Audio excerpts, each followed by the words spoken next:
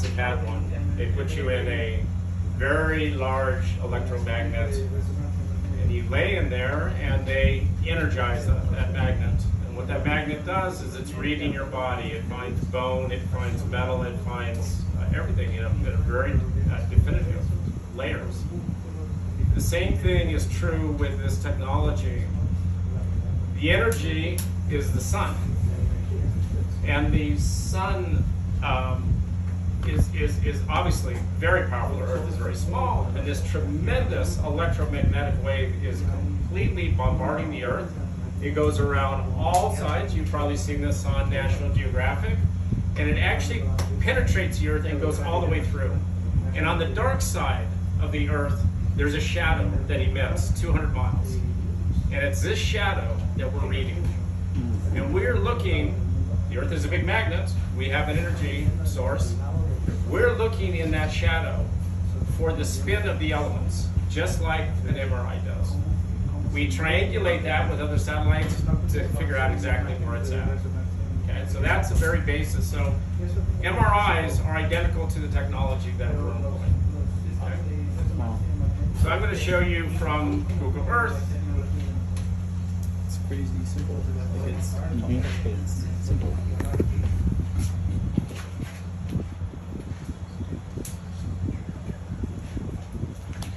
So this is the target that we refined this target 12 years ago. We had a team that did a flight over this area. And we were looking at gamma waves. We found a very large gamma wave over this. There's actually several gamma waves in the area. And we decided to study it because, one, it's on private land, so we don't have to worry about permits. You know, we're also involved in federal land, which is very onerous with governmental agencies. This one we thought, great, you know, let's find something on private land. What you see on the screen is the location that you're actually standing on. This is the well, and the location that we're on, you know, is indicating that we've got oil here from 74.67 to 74.84. This, by the way, this shot was done in 2019. And so we see, you know, we define the various elements in the layers by color. Okay? These colors are only colors that we make up. This is a bar, a sandbar, an ancient sandbar that filled with oil. Very common out here. There's about 150 oil fields in this area. They range, the largest is 88 million barrels of oil, big field. The rest of them, you know, between 1 million and 25 million in size. And this one here, you know, has about 8 million barrels, something like this, in this zone. The lower rust color is what we estimate is the dolomite. We can't be sure because, you know, the well control wells that were previously drilled in this area are not close enough to basically define this.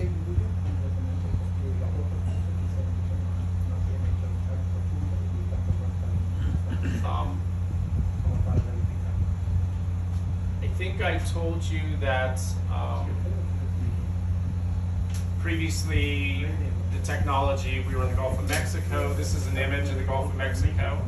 This is where the technology was in a floating cable, NMR. We discovered using that electromagnetic 4 fields in the Gulf of Mexico. 4 major oil companies.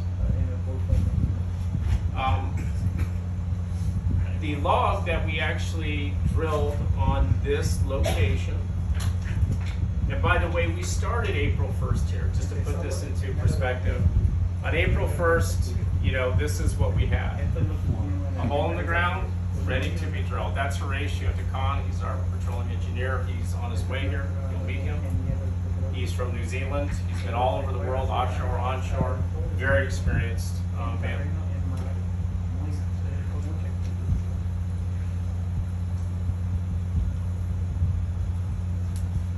This is the prognosis that I put together prior to drilling.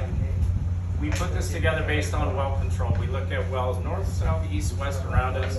We find out where they intercepted the zones.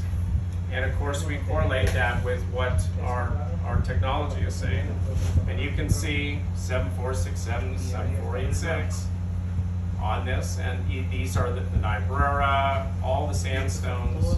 These are all the formations that we drilled through down to the 7467.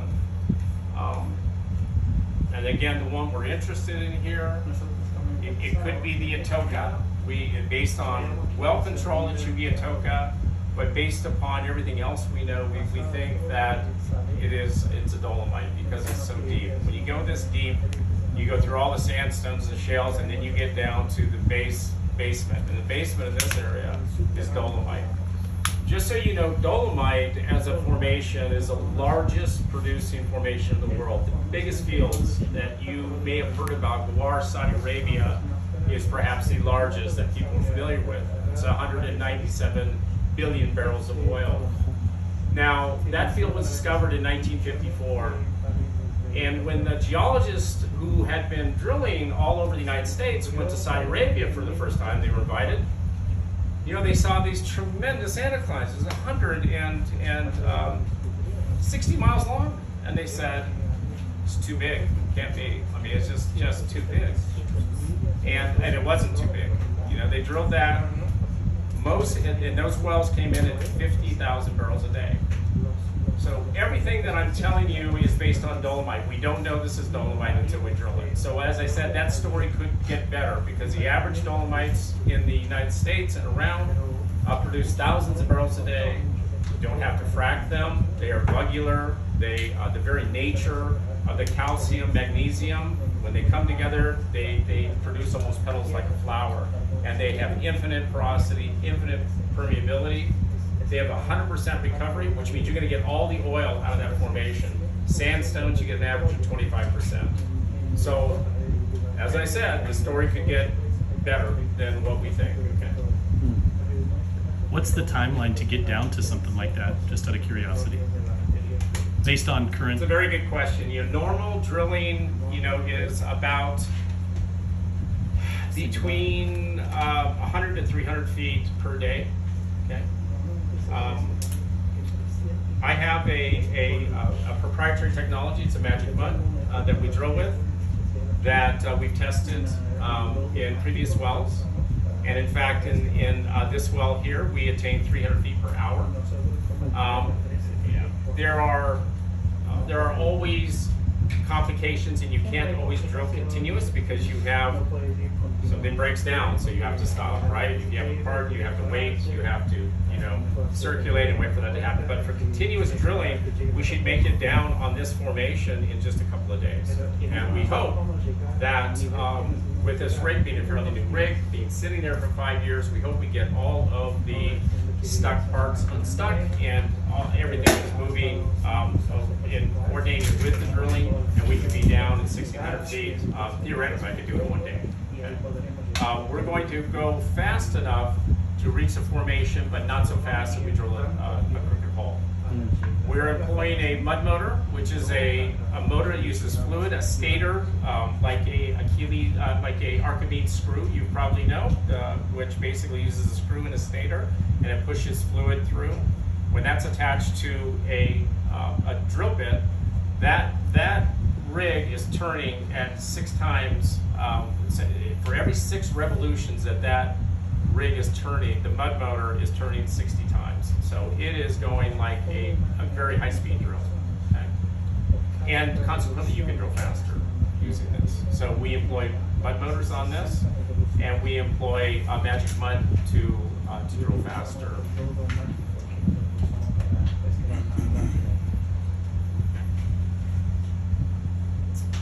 The log in this case I want to show you because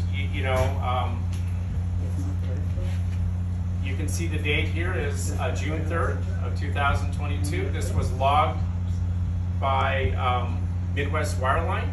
They actually logged this, they had to log it 3 times because we could not get the logging tool down. We had shales and we had a freshwater zone and it was swelling, and so although the tool is only a 3-inch tool, you got an 8-inch hole, it literally wouldn't go down. You can't force them down, it's on a cable, but they weigh 20,000 pounds and they should, go down, but it didn't. So we had to do it 3 times. This is the 3rd run. We could not get to the bottom, our key zone, which was the 7467. You can see this is the portion of log. This is oil. There's 7450. There's 7467 is right here. Okay, and this is the oil deposit that we hit. We also hit, and I projected in the Niobrara because I mapped this area. We could see faults. We know where there is. Niobrara is a shale. It's like a cracker, and when you compress it, it fractures all the way through. We had about 110 feet of gas in the Niobrara. Now, one thing about the Niobrara is Niobrara doesn't have gas. It's only an oil formation. It normally has no water, by the way. And so we know that the gas is migrating from below. It's charged that through the fractures. And because it has porosity and permeability, it's been fractured, it's filled up with gas. And it had a lot of gas. I mean, everybody extinguished their cigarettes, and we don't allow smoke out the rig, but even far away, that wave can go and you could start a fire. But you could smell gas all the way around the rig. And so we know we've got oil here, and we probably have enough oil in this one zone alone that if we were to stop today, run casing, and complete it here, it would be a small well, probably 10 to maybe 18 barrels a day. But if you do that on a continuous basis, you have about a year, 2 years payout. The average on oil and gas is 3 years payout. We're looking for something so big that we get immediate payout, fast payout, lots of production.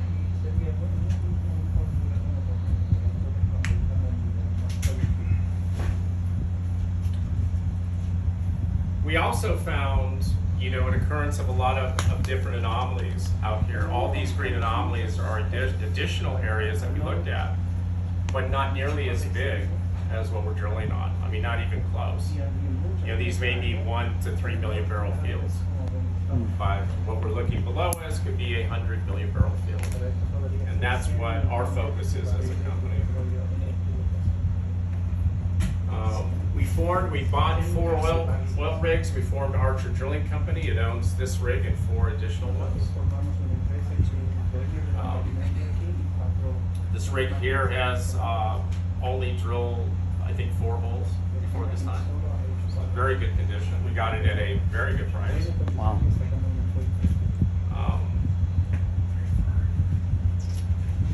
I will just briefly discuss some of the technologies that.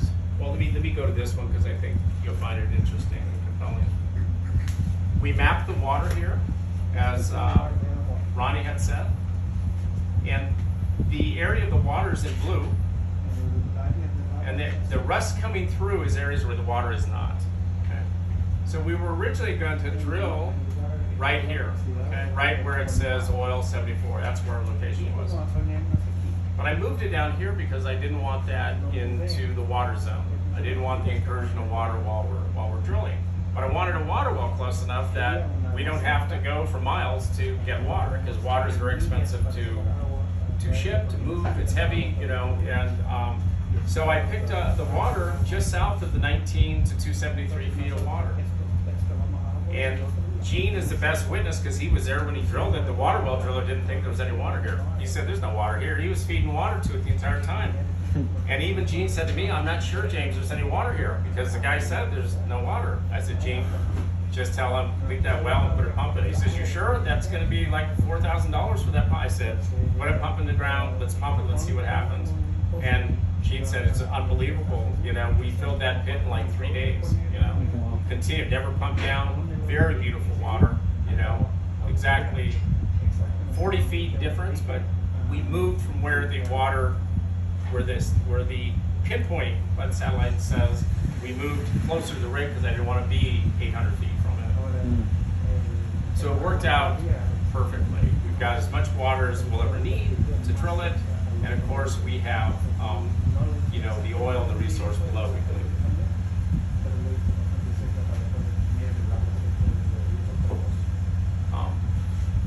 Just a quick comment on the water. Yeah. James says, drill the water here. It's like, dude, It's on top of a hill. Let's move the water down here in the bottom. I have irrigation wells just a mile away in the bottom. That's where we should probably go. But he said, no, this is where we want to drill it. It's like, okay. And so we did, and it is a really good water well. And so it's like, maybe this technology is working. So then when we drill the oil well, we're going to hit oil here. It's like, my family has owned land in this area for around 80 years. And we've been drilled on a lot, and all we have is dry holes. Now we have a hole out here that has oil in it, and it's like, maybe this technology's got something going on. You know? And while I got your attention, just one more comment. This was pasture, April 1st. Everything you see here was just pasture. There was nothing here on April 1st. April 3rd or 4th, I rented a bulldozer and started digging the ponds. We had the High West brought electricity in. We got 4 power poles. We have 3-phase electricity here now. We have a water well. And then now we have a sewer system out here. We put in a septic tank and a leach field for our man camp. And you know, we got the pad. We drilled one oil well, 7,500. Took that rig down. This rig was sitting in Fallon, Nevada, on June 20th. June 20th, I started moving this sucker here with a bunch of neighbors, semis. 45 semi truckloads later, it's sitting here. It's up, and that thing was up by July 31st. Wow. So we get stuff done out here, and we can duplicate it. For now, I got the rig here in Nebraska, and we got all these other targets. We can duplicate it a heck of a lot quicker than what it's taken so far. But everything you see has been done in 4 months. It's incredible. So. Yeah, I mean, when we first got here to do it, it was snowing. Everybody keeps telling me that, and you told me how cold it was, and we came out here, and I got sunburned like a son of a gun. So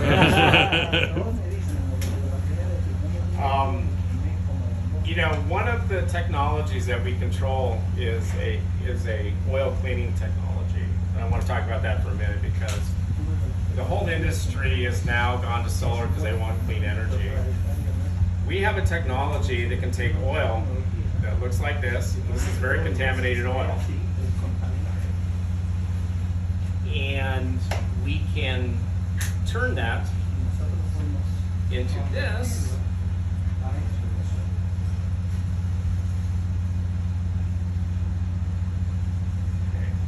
And you'll notice that this is the same jar. And this area here is coffee color. So we've completely changed that oil. In the top, all the contaminants are in the bottom of the jar. All the metals, we had phosphates of 2700 ppm, got it down to 1 ppm. We had copper of 600 down to 2 ppm. Lead, you know, which of course they're trying to get out of it, eliminating the lead entirely. And we can do this with ease. It's not something that is tremendously difficult, but it's proprietary. And the oil that we're going to produce here will be coming out as the greenest, cleanest oil that you could have in the environment.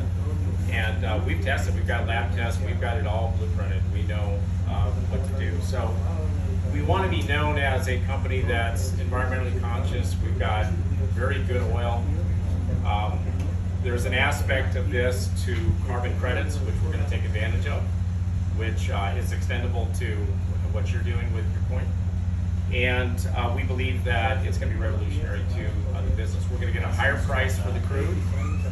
We're going to get higher BTU in the oil. So BTU determines exactly what you get paid, and of course, when you burn this in an automobile, exactly how powerful that is, right? The premium gas is higher BTU gas.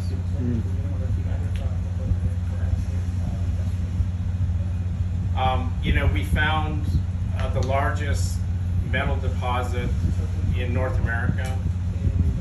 This is a giant pipe. It's a bulkhead. You've probably seen on National Geographic the smokers in the bottom of the ocean. There's millions of them. What's happened over time? Pangea was one nation, and then it broke up over time. It went over these pipes. When those pipes, when those plates go over these pipes emit methane gas. Methane gas, the earth is filled with methane gas. And the chemistry behind this is that these smokers are coming up, they hit the base of the crust. The base of the crust has a mineral called serpentinite. Serpentinite is a mineral related to the asbestos family. And you may know from your history, those of you who've studied history, 1945, the United States, in fact, Europe, we blew up the refineries in Germany, in the German-US war. And they were able to create gasoline after we blew them up, and we could not figure out how. But there's two scientists that published, Fisher and Tropsch.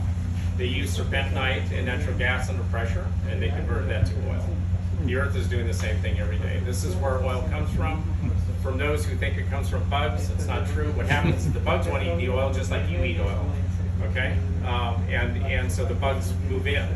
And there are organisms that they have found that will produce oil, but not on the volumes that we know have to come out in order to produce, you know, the millions of barrels of these fields. Okay, so we know we can.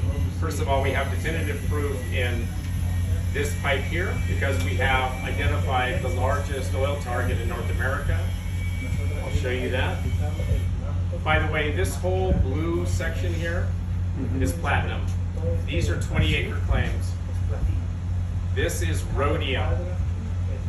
Okay, we have 80 acres of rhodium, by the way, goes for $21,000 per ounce. The total value of this pipe, if you have 1 gram of metal, is $6.6 trillion. Just to put it into perspective how big it is. Wow. The oil deposit that we've identified is here. Okay. Now, this is the pipe I just showed you. The color's been overlain, so you can't see it in the same colors that I showed you, but this is a separate oil field. It's coming out of this pipe. We found 4 pipes we've identified in this area, responsible for producing the largest field that we found in North America. The violet area here is 1,000 feet thick, 12,789 to 13,354 is natural gas. That's 900 feet of natural gas. 8 square miles in size. Is this here? To put that into perspective, that is twice the size of the Bahrain field in the Middle East. This is here? This is in Nevada. Oh, This is Nevada. Nevada. Wow. It is twice the size of the Bahrain field. I've got a question. So the scan technology makes all this possible. That is correct. Wow. Thank That's you. correct.